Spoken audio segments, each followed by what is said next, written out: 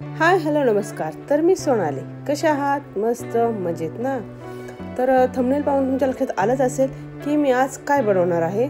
तर मी बनवणार आहे आज मिसळ, आणि ती कोल्हापूरची झणझणीत मिसळ बनवणार आहे.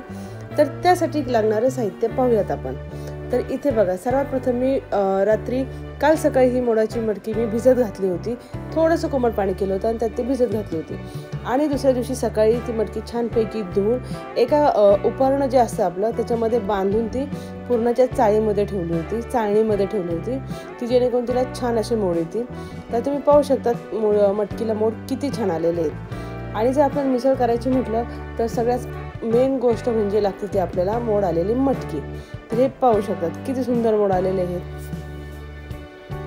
आता मिसळचे पण खूप प्रकार आहेत. पुणेरी मिसळ, नाशिकची मिसळ, मुंबईची मिसळ, बटाटा मिसळ, पोहेची मिसळ, खूप वेगवेगळे प्रकार आहेत मिसळचे.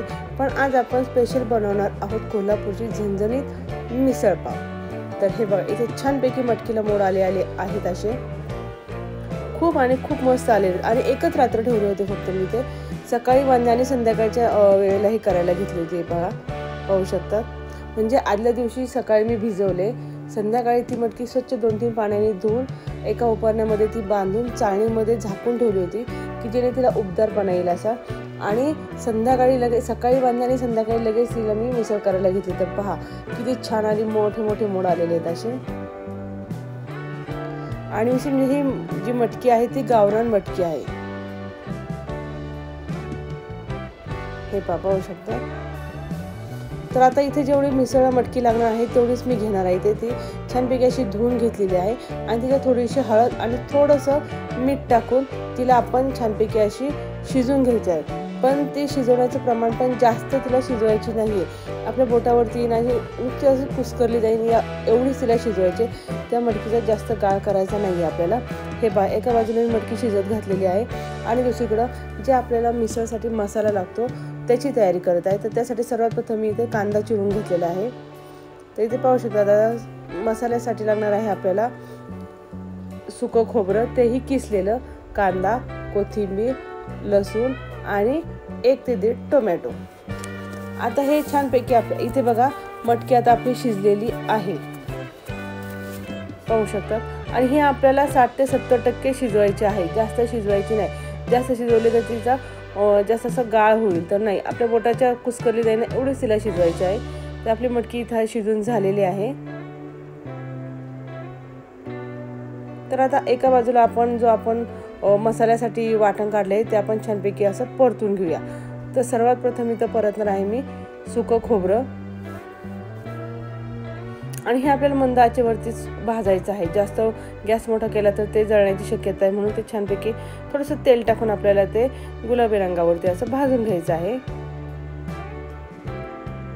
आता इथं खोबरं भाजून झालेलं आहे. खोबऱ्यानंतर आपल्याला भाजायचा आहे कांदाही आपल्याला छान असं सोनेरी रंगावरती भाजून घ्यायचा आहे. हे पाहू शकता. आणि मिसळ हा सर्वांनाच आवडणारा पदार्थ आहे. आमच्याकडे तर खूप आवडतो, त्याच्यामुळे मिसळ ही नेहमी केली जाते. पण तिचा व्हिडिओ मी फर्स्ट टाइमच बनवलेला आहे. आता इथे बघा आपला कांदा छानपैकी गुलाबी रंगावर परतून झालेला आहे. यातच ॲड करणार आहे मी 1 टोमॅटो. आपल्याला कच्चं न टाकता आपल्याला तेही टोमॅटो कांद्यामध्ये परतून घ्यायचं आहे आणि मगच त्याचं आपल्याला वाटण तयार करायचं आहे. कारण जर आपण टोमॅटो कच्चा टाकला तर ते कदाचित त्याला कच्च्यापणाचा असा वास येईल, म्हणून आपण ते छानपैकी असं परतून घेणार आहोत, तेही कांद्यात. तर आता आपला मसाला भाजून झालेला आहे. आता आपण हे सगळं मिक्सरमध्ये एकदम बारीक पेस्ट करून घेणार आहोत. हे पाहू शकतात.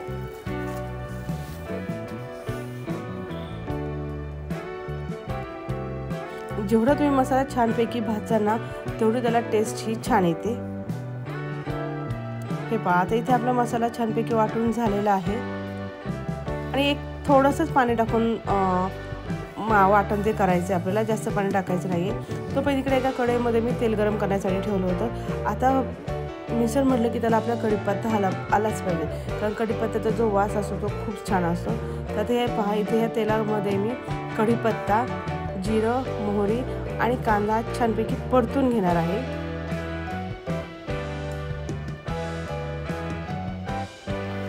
आणि आता हे परतल्यानंतर यातच आपल्याला टाकायचं आहे आपण जे वाटण तयार केलेलं आहे तेच आपल्याला यात टाकून ते छानपैकी एकजीव होस्तपर्यंत आपल्याला परतायचं आहे आणि तेल सुटस्तोपर्यंतही ते आपल्याला परतून घ्यायचं आहे। जर आपण असं जर कच्च्यामध्ये जर आपण मटकी ते टाकलं आपले सुके मसाले टाकले तर ते कदाचित त्याला छानपैकी अशी तरी येणार नाही आणि छानपैकी ती टेस्टलाही लागणार नाही। तर ह्या मसाला जो आहे आपला तो आपल्याला तेल सुटस्तोपर्यंत असा छान मंद आचेवरती परतून घ्यायचा आहे।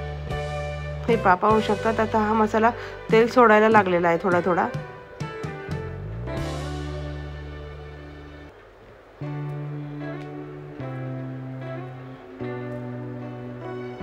जर मोठा गॅस केला तर खाली मसाला हा लागू शकतो, त्यामुळे मंद आचेवरती आपल्याला ते परतून घ्यायचे। आता यात टाकणार आपण सुके मसाले, हळद, थोडीशी लाल तिखट आणि स्पेशल कोल्हापुरी झणझणीत मिसळचा मसाला टाकला आहे। हे पहा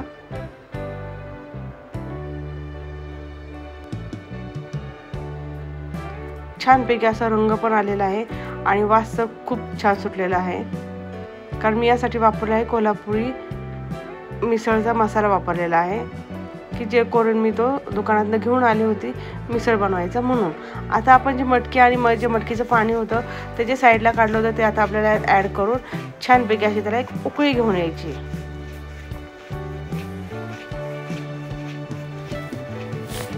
आता इथे बारीक चिरलेली कोथिंबीर टाकणार आहोत थोडीशी आपण।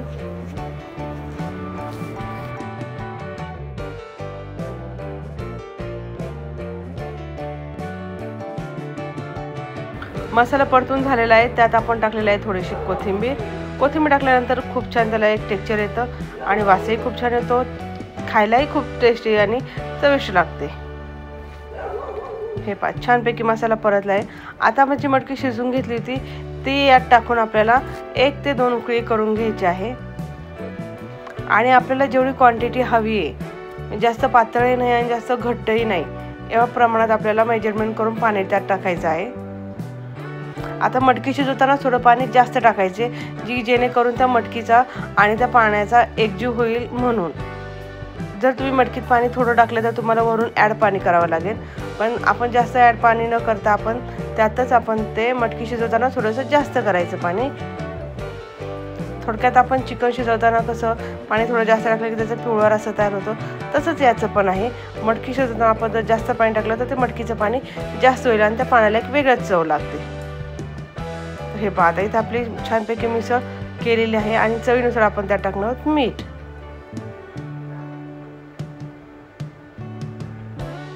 काय छान कलर आलाय सुंदर आणि वास तर अप्रतिम आहे। हे बघा जास्त पातळही नाही झाली आणि जास्त घट्टही नाही झाली, तर आता आपल्याला 1 ते 2 उकळी करून घ्यायची आहे। यावर मी आता एक 2 ते 3 मिनिटं झाकण ठेवणार आहे आणि झाकण ठेवल्यानंतर बघा साईडनी तरी कशी एकदम कडक झालेली आहे, एकदम सुंदर अशी तरी आलेली आहे आणि मिसळ म्हटलं की तरी ही लागतेच। त्याला आपण वेगवेगळ्या भागामध्ये नाव दिलेलं आहे, याला कड म्हणतात, सॅम्पल म्हणतात, तरीही म्हणतात, खूप अशी वेगवेगळी नावं दिलेली आहेत मिसळच्या या जे तरी दिसते याला।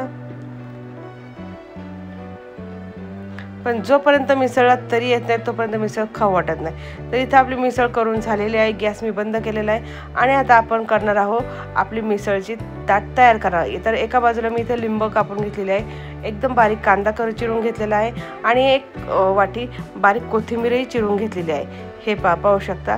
आता हे जे मिसळ आणि हेही कोल्हापुरी मिसळ फरसाणच आहे ते की आपल्याला स्वीट होममध्ये मिळतं। कोल्हापुरी मिसळ मसाला आणि कोल्हापुरी मिसळचं फरसाण हे एक वेगळ्या पॅकेटमध्ये मिळतं, तेच आपल्याला यूज करायचे।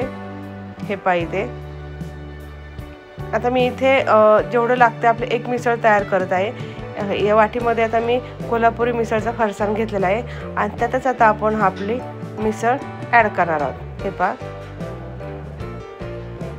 आता एक गोष्ट म्हणजे याच्यामध्ये वाटाणा टाकला तर खूप छान लागते अजून, पण मी वाटाणा भिजत घालायला विसरले आणि ओला वाटाणा मिसळमध्ये चांगला लागत नाही, तो आपला हिरवा वाटाणा असतो तो भिजवून घातलेलाच मटार चांगला लागतो यामध्ये। आणि मी बटाटा आणि पोहे घालत नाही कारण ती मिसळ आम्हाला आवडत नाही म्हणून। आता हे पहा इथे छानपैकी आपली प्लेट रेडी झालेली आहे। तर एका बाजूला त्यावरती मी पाव गरम करण्यासाठी ठेवले होते। हे पाहू शकता. तुम्ही जेव्हा दुकानातून बेकरीतनं पाव आणता तेव्हा डायरेक्ट तसे न खाता आपण तव्यावरती थोडेसे गरम करून थोडंसं बटर लावून थोडेसे गरम करून खाल्ले ना ते पावला एक वेगळी टेस्ट येते आणि छान लागतात. तर इथे बघा आपली प्लेट तयार झालेली आहे.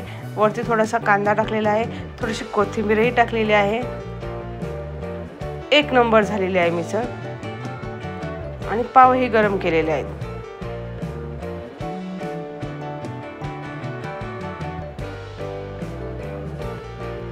ही मिसळ इथे पाव घेतलेले आहे. इथे एका प्लेटीमध्ये कांदा आणि कोथिंबीर बारीक चिरलेली आहे आणि इथे जी वाटी दिसते त्याला तुम्ही कड म्हणू शकता, सॅम्पल म्हणू शकता किंवा मिसळची तरीही म्हणू शकता.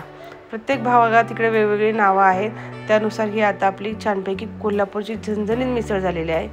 आता दही मी टाकलं नाही कारण संध्याकाळचं दही खाऊ नये म्हणून मी दह्याची वाटी इथं ठेवलेली नाही आहे.